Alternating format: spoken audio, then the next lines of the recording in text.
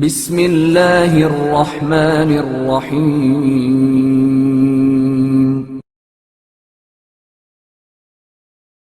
خوشبخت کسان۔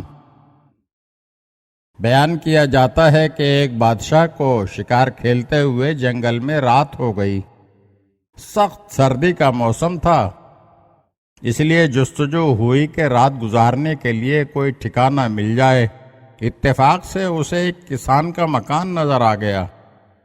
بادشاہ نے کہا کہ شب باشی کے لیے یہ مکان ناموزوں نہیں، لیکن اس کے وزیر نے اتفاق نہ کیا۔ اس نے کہا کہ عالی جاہ، یہ بات کسی طرح بھی مناسب نہیں کہ بادشاہ ایک کسان کا مہمان بنے اور اس سے رات بسر کرنے کی اجازت لے۔ ہمارے لیے بہتر صورت یہی ہے کہ کھلے میدان میں خیمے گاڑ کر آگ روشن کر لیں اور مشکل کی یہ گھڑی گزار دیں۔ بادشاہ نے اس بات سے اتفاق کیا، لیکن کسان کو بھی اس گفتگو سے آگاہی ہو گئی۔ اس نے اپنی حیثیت کے مطابق کھانے پینے کا کچھ سامان لیا اور بادشاہ کی خدمت میں حاضر ہو کر بہت ادب سے بولا، حضور والا کی شان اس بات سے ہرگز کم نہ ہوتی کہ ایک دہقان کے گھر کو اپنے قدموں سے عزت بخشتے، لیکن یہ ناچیز اس عنایت سے ضرور سرفراز ہو جاتا۔ بادشاہ نے اس کے خلوص اور ادب کی قدر کی، رات اس کے مکان میں بسر کی اور صبح کے وقت جب اپنے دارالحکومت کی طرف روانہ ہوا تو دیہاتی کو خلعت اور انعام و اکرام سے نوازا۔ دیہاتی کی خوشی اور عقیدت قابل دید تھی۔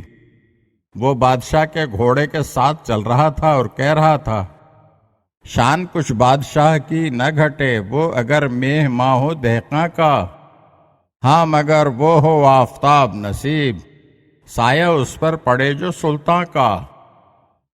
حضرت سعدی نے اس حکایت میں یہ بات بتائی ہے کہ ہم مرتبہ لوگوں کے مقابلے میں کم حیثیت لوگوں کے ساتھ معمولی سلوک بھی بہت فائدہ پہنچاتا ہے، کیونکہ وہ اسے اپنی خوش نصیبی خیال کر کے زیادہ شکر گزار ہوتے ہیں۔